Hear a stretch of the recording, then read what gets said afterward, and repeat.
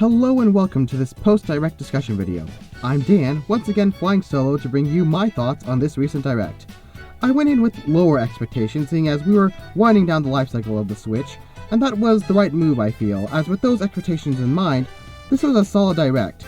Obviously, crazy massive hitters weren't here, but we had enough solid new games to help finish out the rest of the year and even beyond into the next. Kicking off the Direct was a surprise announcement for a brand new Mario and Luigi game, Mario and Luigi Brothership. I didn't think we'd get a new one, what with the studio behind the game going bankrupt, so if they were gonna bring it back, I thought it would be with more remakes. But no, it's a new game. We don't know much about it, like which studio is making it, or what new features it will have beyond it's a seafaring adventure, and honestly I'm not a huge fan of the art style, though I can totally see it growing on me eventually. But we got plenty of time to figure out all the details, as it won't be out until November. Following that big headliner, we got a couple of smaller games. Another showing for NES World Championships. It looks fine, but I'm not super excited for it. A new Fairy Tail game, not into Fairy Tail, but I'm sure the fans are hyped. Fantasian, which is a new RPG by former Squeenix people that worked on the classic Final Fantasies, that definitely didn't leak ahead of this Direct. It looks solid, if a bit generic, but the pedigree behind the game shores up some confidence in me. Nintendo Switch Sports is getting an update that adds basketball, which, there's your holy wow, Nintendo remembered that game exists title? Yeah, I did not think we were going to see more of that game, but hey, it's a nice surprise to get something new.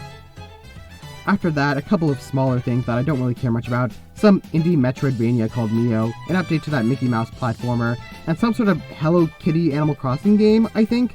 I don't know, but hey, if you like that, whatever. Looney Tunes is getting a sort of Mario Sports Mix style sports compilation game, which is certainly strange and out of left field, but I might keep a tab on that, even if Warner Bros. Track record with games right now isn't too hot. Got another anime-style farming simulator with RPG elements, because it's just not a Nintendo Direct without a farming simulator. Either way, it's called Farmiga. Then we go back to some exciting news with the port of Donkey Kong Country Returns! This game looks great. It seems like we'll have some extra features from the 3DS port in there, and it's overall shaping up to be a great definitive version of this experience. It's a bit troublesome with the generally more critically acclaimed sequel Tropical Freeze on the shelf. That might be a problem in terms of sales, but it's still an exciting announcement for the DK franchise. After that was the next big announcement, more information on the HD 2D remake of Dragon Quest III. This game looks great. Obviously the HD 2D style is gorgeous. I would know, Octopath Traveler has been consuming my Switch's life for the past 2 years, and we don't have to wait too long as it's set for early November. However, we got even more exciting news at the end of this segment, as it was revealed that Dragon Quest 1 and 2 are also receiving the HD 2D remake treatment. This announcement is particularly more exciting for me as I have never played any of these 3 games, and would prefer to play the first one before the third. It probably doesn't matter. It would most likely be a Final Fantasy style thing where you don't need to play the games before to jump into whatever game you want, but that's how I want to do it, and I'd imagine I'm not the only one who thinks this way. So it's great that it's happening. Moving on, we get to the sort of lowlights of the Direct. We got a new Funko Pop game called Funko Pop Fusion, which just looks like, man does this game look bad. Then we followed that up with Luigi's Mansion 2, which looked like a good game, and we did expect it in this Direct, but it's still right around the corner, so we don't really need a whole lot on this game. We got some sort of weird game that I barely remembered, Dempa Man or something? I don't know. It wasn't very memorable, and I don't have a lot of interesting things to say about it. A Metal Slug Tower defense game and Darkest Dungeon 2 are also happening, not a fan of either series, but they look alright. And then we get our obligatory segment on NSO games. Four Swords Adventures is coming to the GBA NSO, so that's exciting, as well as Metroid Zero Mission. I'm a bit surprised at Zero Mission.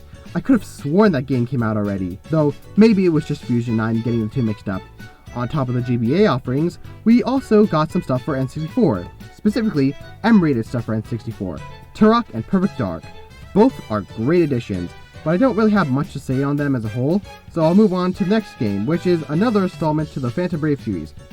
I have no idea what this franchise is, and I legitimately thought it was another Disgaea game, but hey, they're on boats. Isn't that exciting? Yeah, not much to say, sorry. A game I do have something to say about is Capcom's offering for this Direct.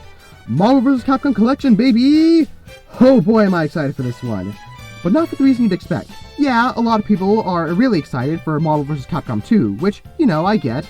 Critically acclaimed fighter will help get the prices of the original down. I want to take you for a ride and all that jazz. But I'm excited for a different game in this collection, X-Men vs. Street Fighter 1. I played the PS1 version of this game all the time. Yeah, I know. Ooh, they screwed up the tag team mechanic in the PS1 version. Yeah, shush, just shush.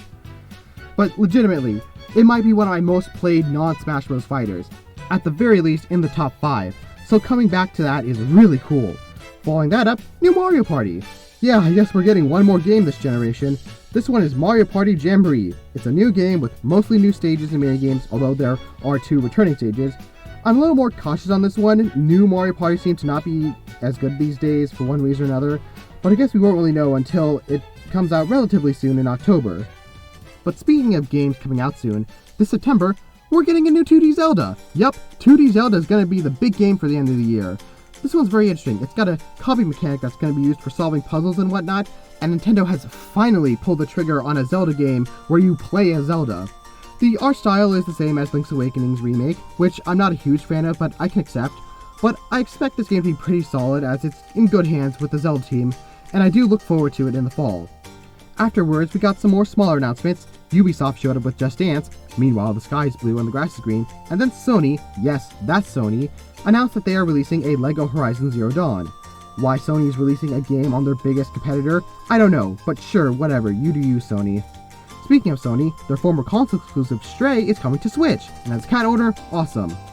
The farm simulator train also continues to just not end, as The Hobbit, yes, even The Hobbit, is getting a freaking farm simulator. So, yeah, that exists. As you can see, things are starting to simmer down a little bit here when suddenly, BAM! The Edgeworth games are finally coming to the US. This is huge. Phoenix Wright fans have been wanting this for ages, and now it's finally here. I'm so happy for them. I swear, I'll play the original trilogy one day. I have it on my 3DS, I just need to get around to it eventually. So, yeah, that was awesome. Next was a Danganronpa game, except it's not a Danganronpa game, but it looks like Danganronpa, and it's made by the Danganronpa team. Look, it's a strange anime game made by the Danganronpa team. You already know if you like that or not. Our penultimate game was a Romancing Saga 2 remake. Not a fan of the Romancing Saga series, but it's nice to see it continue on. And finally, our final announcement. It happened. No more memes, no more speculation, no more waiting. We finally got more information on Metroid Prime 4. We got a trailer that showed gameplay and the environment, and it's got an announcement date of 2025. I'm not going to lie to you, I did feel a little underwhelmed, but that is probably 100% because it's been so long and my expectations just got so high that it caused me to feel like anything less than the second coming would be a disappointment. So that is totally on me. Still, just the mere fact that this game exists and we know now that it hasn't been cancelled, not to mention that with the expectations in check, this game does look solid, it's fantastic. I super look forward to this game.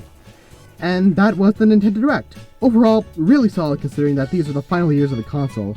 I got a few predictions right, Luigi's Mansion 2, NSO stuff, Ubisoft Just Dance, kinda Capcom, though mostly I whiffed. Pokemon Mystery Dungeon is the holiday game, 2D Zelda is, Sonic Generation, which I thought was a gimme, was nowhere to be seen, and I just completely missed on Fallout. But as for what actually was in the Direct, obvious highlights were Metroid Prime 4, the new 2D Zelda, and Dragon Quest 1 and 2 remake, with smaller but still exciting announcements with the Marvel vs. Capcom collection, the Edgeworth ports, and a new Mario Party. I personally wouldn't call it the best Direct ever like I've seen a few people do. E3 2019 Direct is still top of the heap for me, but for where we are and what we were shown, it was a fantastic showing today. So yeah, that does it for my post-Direct discussion. Be sure to check out the other stuff we got here, and subscribe for more on the way. Till then, bye.